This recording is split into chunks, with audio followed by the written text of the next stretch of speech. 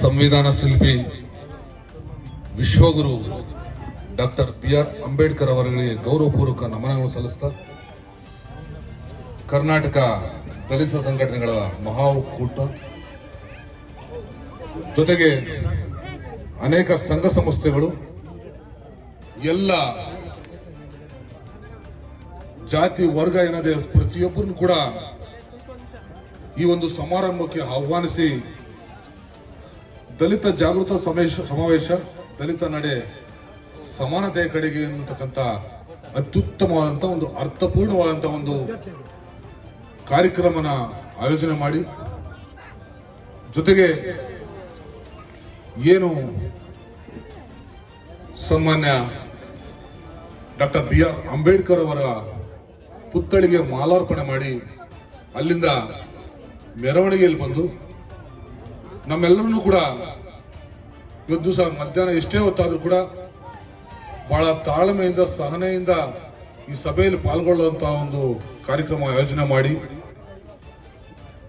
ಇವತ್ತು doctor B R. Ambedkar ಅವರಿಗೆ ಗೌರವಪೂರ್ವಕ ನಮನ ಸಲ್ಲಿಸಲಿಕ್ಕೆ ಕಾರಣೀಕರ್ತರಾದಂತ ಸನ್ಮಾನ್ಯ ನಾರಾಯಣ ಸ್ವಾಮಿ ಹಾಗೆ ನಮ್ಮ ಪ್ರಕಾಶ್ ಅಣ್ಣವರು ನಮ್ಮ ಚೇತನ್ ಬಾಬಣ್ಣವರ ಒಂದು ತಂಡಕ್ಕೆ ಸಂಯೋಜಕರ ತಂಡಕ್ಕೆ ಮೊದಲನೇದಾಗಿ ಅಭಿನಂದನೆಗಳನ್ನು ಧನ್ಯವಾದಗಳು ತಿಳಿಸೋಣ ಬಂಧುಗಳೇ. ಹಾಗೆ ಕೊರಗಾಂವ್ ಅಂತಕ್ಕಂಥ ಒಂದು ಕುಗ್ರಾಮದಲ್ಲಿ ಚಿಕ್ಕ ಗ್ರಾಮದಲ್ಲಿ ಅದು ಭೀಮಾ ನದಿ ತೀರದಲ್ಲಿ ಇರ್ತಕ್ಕಂಥ ಒಂದು ಭೂಮಿ ಜಾಗ ಆದ್ರಿಂದ ಅದಕ್ಕೆ ಭೀಮಾ ಕೊರಗಾಂವ್ ಅಂತ ಒಂದು ಹೆಸರು ಬಂದಂತದ್ದು. ಆ ಒಂದು ಚಿಕ್ಕ ಗ್ರಾಮದಲ್ಲಿ ಏನು ಒಂದು ಶೋಷಿತರು ಒಳಗಾಗಿದ್ದಾರೆ ಅಂತ ಒಂದು ಶೋಷಿತರು ಕಡಿಮೆ ಸಂಖ್ಯೆಯಲ್ಲಿ ಇರ್ತಕ್ಕಂಥ ಸಹ ಏನು ಒಂದು ಬ್ರಿಟಿಷರು ಮತ್ತೆ ಒಂದು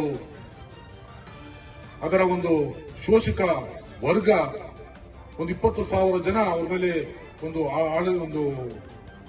ಹೋರಾಟ ಮಾಡ್ಲಿಕ್ಕೆ ಬರ್ತಾರೆ. ಕೇವಲ ಕಡಿಮೆ ಸಂಖ್ಯೆ ಇರ್ತಕ್ಕಂಥದ್ದು ಕೇವಲ 500-800 ಜನ ಇರ್ತಕ್ಕಂಥ ಆ ಒಂದು ಕಡಿಮೆ ಜನ ಅವರನ್ನ ಹೋರಾಟದಲ್ಲಿ ಎದುರಿಸಿ ಒಂದು ಗೆದ್ದು ಜಯಶೀಲರಾಗ್ತಾರೆ.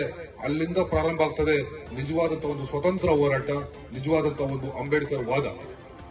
1818 ಜನವರಿ 1ರಲ್ಲಿ ಪ್ರಾರಂಭ ಆಗ್ತಕ್ಕಂತಹ ಒಂದು ಹೋರಾಟ ಏನು 24 ಗಂಟೆ ನಿರಂತರವಾದಂತಹ ಒಂದು ಹೋರಾಟ ನಡೀತದೆ. ಅದರಲ್ಲಿ ಜೈಲು ಸೇರಿಸಲಾಗ್ತಾರೆ. ಅದರ ನಂತರ 80 ವರ್ಷಗಳ ನಂತರ ಡಾಕ್ಟರ್ ಬಿ.ಆರ್. ಅಂಬೇಡ್ಕರ್ ಅವರ ಜನನಾಗ್ತಾರೆ. ಆದಂತಹ ಸಂದರ್ಭದಲ್ಲಿ ಅವರು ಆ ಒಂದು ಹೋರಾಟದ ಒಂದು ಪ್ರೇರಣೆ, ಆ ಸ್ಫೂರ್ತಿಯಿಂದ ಅವರು ಅತ್ಯುತ್ತಮವಾದಂತಹ ಒಂದು ಶಿಕ್ಷಣ ಪಡೆದು ವಿದೇಶದಲ್ಲಿ ಹೋಗಿ ಒಂದು ಕಾನೂನಿನ ಒಂದು ಪದವಿ ಪಡೆದು ನಂತರ ಭಾರತಕ್ಕೆ ಬಂದು ಭಾರತದ ಸಮಾನ ಮನಸ್ಕರನ್ನೆಲ್ಲ ಒಗ್ಗೂಡಿಸಿಕೊಂಡು ಸಂವಿಧಾನ ರಚನೆ ಮಾಡ್ತಾರೆ ಬಂಧುಗಳು. ಸಂವಿಧಾನ ರಚನೆ ಮಾಡಿ ಇವತ್ತು ದಿವಸ ನಾವೆಲ್ಲರೂ ಕೂಡ ನೆಮ್ಮದಿಯಾಗಿ ಗೌರವವಾಗಿ ಒಂದು ಸ್ವಾಭಿಮಾನದಿಂದ ಬಹಳ ಒಂದು ಗೌರವದಿಂದ ಬದುಕಲಿಕ್ಕೆ ಕಾರಣ ಆದಂತಹ ಸಂವಿಧಾನ ಒಂದು ಶಿಲ್ಪಿ ಏನಿದೆ ಡಾಕ್ಟರ್ ಬಿ.ಆರ್. ಅಂಬೇಡ್ಕರ್ ಇದ್ದಾರೆ. ಅವರು